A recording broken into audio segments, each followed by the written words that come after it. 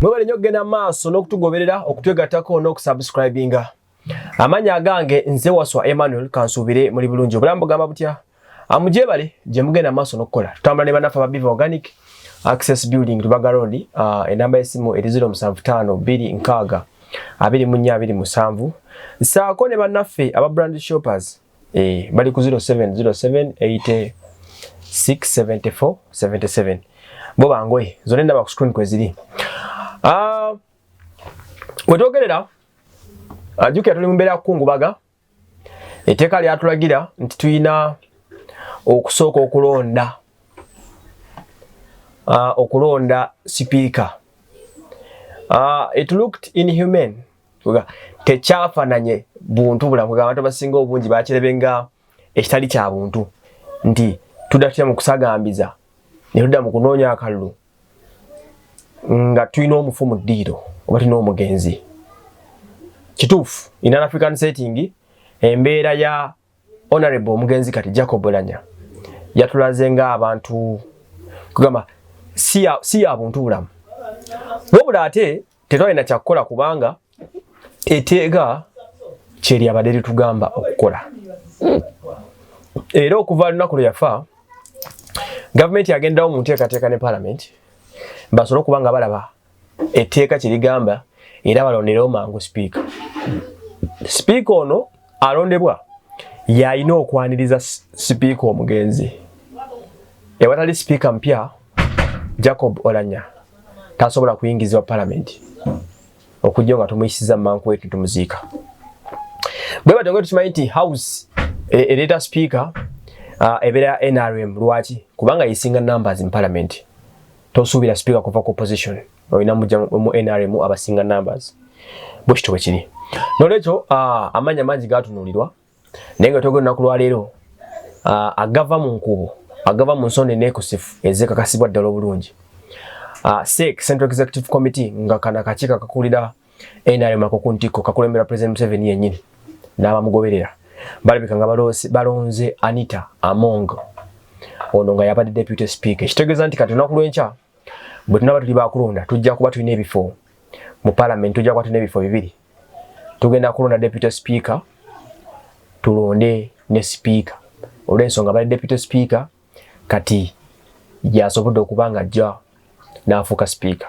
As of now SEC keronze Anita Among, don't expect omuntu omulala okuwangula kubanga pate kyebeesazeewo kati omulala bojja ku lulwo oba mufuna bulungi nnyo era emikisa nga 95 ku buli 100 Anita Among abadde deputy speaker agenda kufuuka speaker w'eggwanga lino. Ekyo kyekiriwo. Tubadde n'abantu ab'enjawulo abaava ne balaga empapula ne interest wabula bagenda bavaamu mpolampola. Okubbinkana okusinga kubadde ku Jackson Kafuzi nsaako ne Jacob Oboth. Jacob Oboth.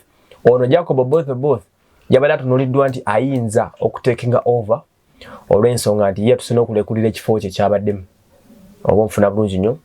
So but finally SEC agavayo munda gatulaga nti Anita Among yasobodde okuba nga yatwala ekintu kino.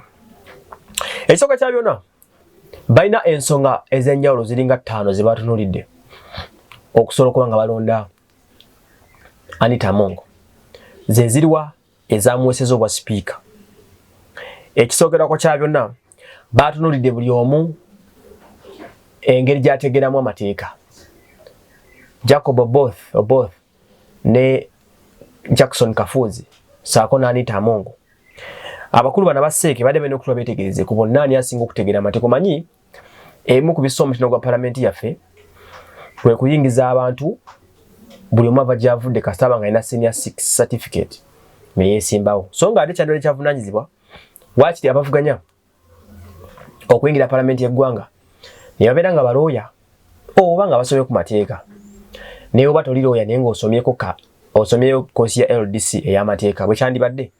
Naye kati omuntu ava eri n'ajja nga bw'ali simanyi nawulira bamendo ba Mariam Alengooti simanyanga bano tata ono walono gwe bayitanga ani bosa mutabani ono omusuubuzi Drake ng'olaba they are very half-baked nti amateeka tebagasoma kaga omwana senior 6 alengoti olwokuba kitawe yali afudde era kimachi mu parliament era alagenda kuteesa ki olaba nga it is beyond entegera y'abantu toyinza nga ati omuntu afudde mu senior 6 agenda kujja atesize eggwanga ebiteeso ebitegerekeka so twandisuubidde nti abakola amateeka be bandibadde beera mu parliament yaffe ekyo ndowooza bakirowoozeekoko kakati mbadde nkyagamba nti okufuuka speaker batunulira nnyo omuntu ategeera amateeka era ogenda okugoberera nga baspeaker be tulina abasinga balooya batunulidde entegera y'amateeka nga mubutuufu Jacob Oboth ne Jackson Kafuzi omu ku bo in fact akolanga assistant Attorney General ndowooza sigwe bayita nti Ssaabawabi wa government Ssaabawolereza yaba Attorney General ng'akolanga assistant kitegeeza amateeka bagamanyi so ku kyamateeka n'okugategeera Oboth ne Kafuzi bawangudde Anita Amongo nawe netuyitawo netugenda ku kye bayita loyalty to NRM oba loyalty to the party ku bonna ani ali too loyal eri party ye nga naasobola okuyisa ebiteeso bya NRM n'ebiguka gye biraga era kuno okulonda kwagenza okulaga nga Anita Amongo Jacob Oboth saako ne Kafuzi era still nga basinga Anita Amongo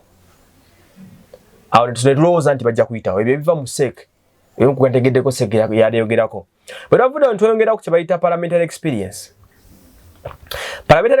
eno era still Oboth yabadde asingako kubanga yaludde mu parliament okumala akaseera oba nfuna bulungi nnyo kaakati netugenda ku kye bayita party cardship oba cadaship ku bonna ani aludde nnyo mu NRM abaddewo ebbanga twagenza okukola survey ne seeke nga bonna bakajja bayingira ejjuzi Anita yakava mu FDC Oboth yali independent yakajja joining NRM kakati omuntu ayinza okubuuza nti bino byonna bitwogedde lwaki Anita Amongo ate yabawanguliddewa bwe tweyongere mu maaso twagenze ku nsonga z'akaseera akabaddewo mu kuyisa amateeka emyezi gino egiseeke omwenda egisembyeyo Anita yatandikidde ddala okufuna obuganzi nti emyezi gyamazeewo omwenda nga yaduumira parliament nga speaker Jacob Oulanyah taliiwo NRM wala amateeka gesobodde okuyisa nga gali in favor of them to stay in power n'ebisigadde so ekyo nekimuweesa tiiki olukiiko luno lwabadde President Museveni mwabaddemu Ssaabaminisita w'eggwanga n'abalala ababeera ku top ya NRM era impossible of course bakola ne government yabo so ku kyokuba nti olwokuba nti Anita abaddewo ebiseera bino Jacob Oulanyah watabeereddewo Anita Amongo yasobodde okuba nga azikowalinga layini eyo kubanga asobodde okubayisizawo ku bintu mu parliament awo ne bitambula ate ekirala amateeka ebiva mu parliament omungu bigamba mbu Anita Amongo ali bit flexible takalubya nnyo mbeera ebintu abyanguya ebiri mu ddiiru n'ebirala then bavuddewo ne bagenda ku nkolagana of course bwe baba bakunda mu kifo balina osooka ne babuuza speaker akolagana bulungi ne prime minister akolagana bulungi ne chief whip oba bagenza okukola survey ne babuuza Nabbanja Musafiri prime minister nti enkolaganayo ne Anita eri etya Nabbanja n'abagamba nti enkolagana yange ennungi Anita muwe oba speaker chief whip tayebwa abamu gwe badde balowooza nti ayinza okujjanga speaker wa parliament teyabadde mu lukiiko luno ne bamukubira kasimu mubuuza tayebwa ki ekigenda mu maaso wakati wo n'Anita tayebwa yakonyemu n'abagamba amuwe tewali buzibu era twagenza okumaliriza nga Anita Amongo awonawona ebyo bimuyamba kati ekyasembyeddeo ddala emu ku byasembyeyo byadde bibiri waliwo kye bayita continuity of speakership nti ebadde enkola eya NRM okubanga okubeera speaker wa parliament buli ebadde continuity nti wobeera nga gwe deputy n'okola emyaka gy'okozeeyo senior wava oba speaker bwavaawo you take over kyatandikira ku mulembe gwa former vice president sekandi weyabeerera speaker mu parliament nti yali deputy ku mulembe gwa bamuyitanga Francis Anigayo yasooka waliwo speaker yaliko naye nga sekandi ye deputy we sekandi wafuuka senior n'atwala obwa speaker Rebecca Kadaga alitwala n'afuuka deputy we Then Rebecca Kadaga watuvuga emyaka gyatuvuzeemu ng'akola ne Oulanyah. Rebecca bw'avaawo deputy wo Oulanyah n'atekinga over n'abeera nga yali ku ntikko. Kati Anita Amongo n'ajja nga deputy wo Oulanyah Jacob omugenzi kati bwe yavuddeyo n'amaliriza nga yalina okutekinga kye beta continuity gye badde balina mu NRM. Kati ekyasembyeyo ekyaggaddewo buli kimu ekyasembedde ddala kyabadde kyaba members oba kokasi ya parliament eya NRM bamemba ba parliament aba NRM ababadde beesomye mubaddemu akabinja kanene ddala nga bw'okiwulira nga kasapootinga omukyala Anita Amongo yabadde alina numbers z'abantu naddala aba MP aba NRM abasinga obungi babadde baagala Anita Amongo yabafuuka speaker waabwe. Era nga bano badde beesomye nga bagamba nti singa Seeke tekkiriza Anita kujja kagwake kagutonye babadde beetegefu okumuleeta nga independent nga bujjukira ebyakadaaga ebyaliwo. Kakati naawe wabadde wajja kuba okulya n'okukomba essowaani.